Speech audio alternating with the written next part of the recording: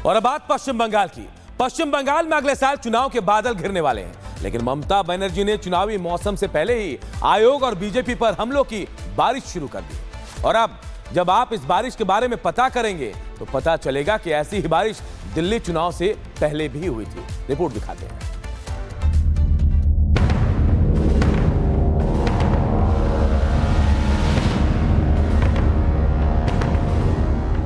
पश्चिम बंगाल पर चुनावी रंग चढ़ने लगा है। बीजेपी और टीएमसी की तैयारियां भी जोरों पर है, लेकिन इस बार के चुनावों का रंग कुछ बदला बदला सा लग रहा है, क्योंकि जो ममता बनर्जी अपनी जीत को लेकर हमेशा आश्वस्त रहती थी, उन्होंने इस बार चुनावी अभियान में पहले ही बता दिया कि बीजेपी और चुनाव आयोग की साठगांठ है। ममता ने गुरुवार को कार्यकर्ताओं को संबोधित करते हुए आरोप लगाया कि बाहरी लोगों को बंगाल पर कब्जा करने की इजाजत नहीं देंगे। ममता बनर्जी ने आरोप लगाया कि दिल्ली, महाराष्ट्र में भाजपा ने हरियाणा, गुजरात से फर्जी मतदाताओं का नामांकन करके चुनाव जीता है। ममता बनर्जी यही नहीं रुकी, उन्होंने बीजेपी के साथ साथ चुनाव आयोग को भी जमकर कोसा। 2026 के विधानसभा चुनाव से पहले फर्जी मतदाताओं को मतदाता सूची में शामिल किया जा रहा है। कोई भी चुनावी धोखाधड़ी, कोई कठपुतली चुनाव आयोग, कोई केंद्रीय एजेंसियों का दुरुपयोग बंगाल की नियति को नहीं बदलेगा। जब तक निर्वाचन आयोग निष्पक्ष नहीं होगा, तब तक स्वतंत्र एवं निष्पक्ष चुनाव नहीं हो सकते। उन्होंने कहा कि अगर जरूरत पड़ी तो मैं मतदाता सूची से फर्जी मतदाताओं को हटाने की मांग को लेकर चुनाव आयोग के सामने धरना दे सकती हूँ। बैठक में ममता बनर्जी ने तृणमूल कांग्रेस के कार्यकर्ताओं को सतर्क रहने को कहा। उन्होंने निर्देश दिया कि हर गतिविधि पर नजर रखने के लिए एक विशेष समिति का गठन किया जाए। ममता बनर्जी ने आने वाले विधानसभा चुनावों में 215 से अधिक सीटें जीतने का दावा किया है। गौर करने वाली बात यह है कि दिल्ली के चुनावों से पहले पूर्व सीएम अरविंद केजरीवाल ने भी यही आरोप लगाए थे। हालांकि उनके ये आरोप दिल्ली में आम आदमी पार्टी का किला बचा नहीं पाए, तो क्या बंगाल में दीदी को भी यही डर सता रहा है? Bureau report, Republic Bharat.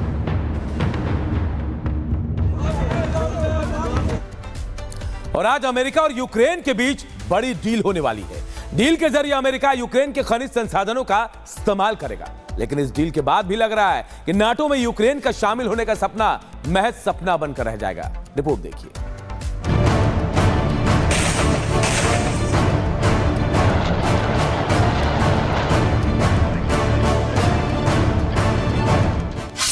Zelensky Trump की मुलाकात,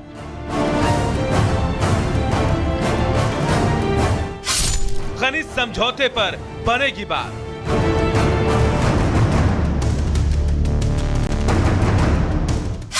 नाटो पर यूक्रेन को ट्रंप की नो।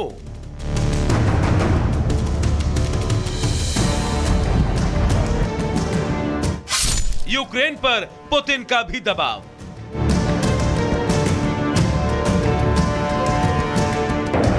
लगता है रूस और यूक्रेन के बीच चल रही जंग अब खत्म होने के कगार पर है, लेकिन इसके लिए यूक्रेन को भारी कीमत चुकानी पड़ रही है। यूक्रेनी राष्ट्रपति जेलेंस्की आज डोनाल्ड ट्रंप से मिलने अमेरिका पहुंच रहे हैं, जहां वो खनिज समझौते पर हस्ताक्षर करने वाले हैं। इस साइन के साथ ही अमेरिका यूक्रेन के दुर्लभ खनिज संपदा के इस्तेमाल करने का अधिकार हासिल कर लेगा।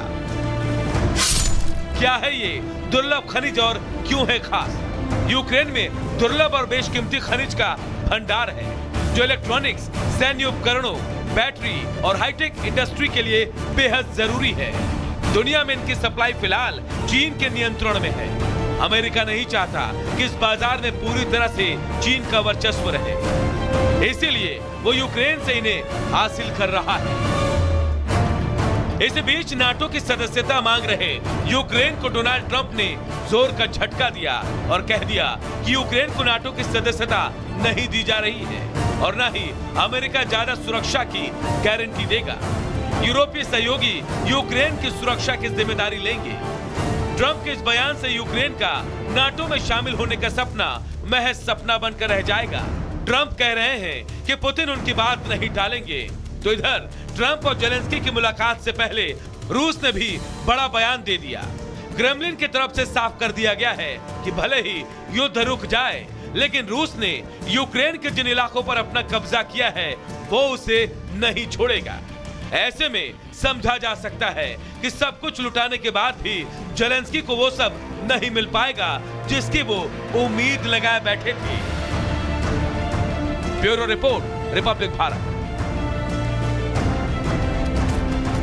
और एक बड़ी खबर अमेरिका से, डोनाल्ड ट्रंप ने एक बार फिर टैरिफ वाला चाबुक चला दिया है। मैक्सिको कनाडा पर नया टैरिफ की तैयारी की जा रही, तो वहीं चीन पर दोगुना टैरिफ लगाएंगे ट्रंप। मंगलवार को बड़ा ऐलान कर सकते हैं ट्रंप। तो देखिए, ट्रंप एक बार फिर टैरिफ वाला चाबुक चलाने की तैयारी कर रहे हैं। मैक्सिको कनाडा पर नए टैरिफ की तैयारी है, तो चीन पर दोगुना टैरिफ लगाने वाले हैं ट्रंप। मंगलवार को बड़ा ऐलान जो है वो डोनाल्ड ट्रंप करने वाले हैं। लगातार जब से राष्ट्रपति बने डोनाल्ड ट्रंप टैरिफ को लेकर लगातार वो अलग अलग देशों पर नए टैरिफ लगाते जा रहे हैं, और अब बारी है मैक्सिको, कनाडा और चीन की। चीन पर दोगुना टैरिफ लगाने की तैयारी ट्रंप ने कर ली है। कर्नाटक में इडली को लेकर जो रिपोर्ट सामने आई है उसने हर किसी को हैरान कर दिया है। ऐसे में अगर आप भी इडली खाते हैं तो ये आपको भी जानना चाहिए कि कहीं आप इडली खाकर कैंसर को न्योता तो नहीं दे रहे हैं। ये रिपोर्ट देखिए।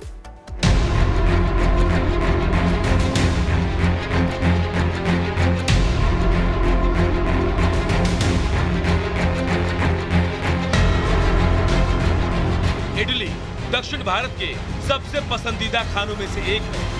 स्वादिष्ट होने के साथ साथ इसे सेहतमंद भी माना जाता है, तभी देश भर में लोग इसे बड़े चाव से खाते हैं।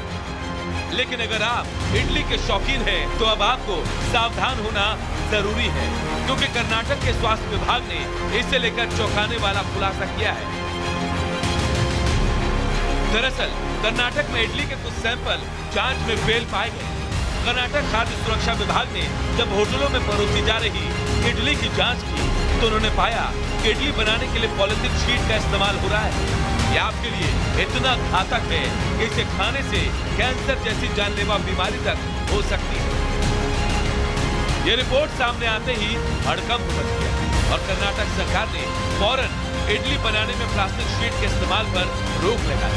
स्वास्थ्य मंत्री दिनेश गुंडू राव ने बताया कि स्टैंडर्ड्स डिपार्टमेंट खास सुरक्षा विभाग ने पूरे राज्य में जांच की जहां इडली बनाई गई और परोसी जा रही है। स्टीमिंग के दौरान प्लास्टिक का उपयोग पाया गया जिसकी अनुमति नहीं है।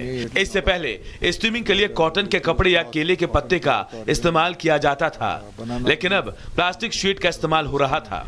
But here they were using plastic. स्वास्थ्य विभाग ने कर्नाटक से इडली के करीब 250 अलग अलग नमूनों की जांच की, जिसमें पाया गया कि इडली पकाते समय पारंपरिक कपड़े की जगह प्लास्टिक का इस्तेमाल किया जा रहा था, जिसके बाद इनके खिलाफ तुरंत एक्शन भी लिया गया।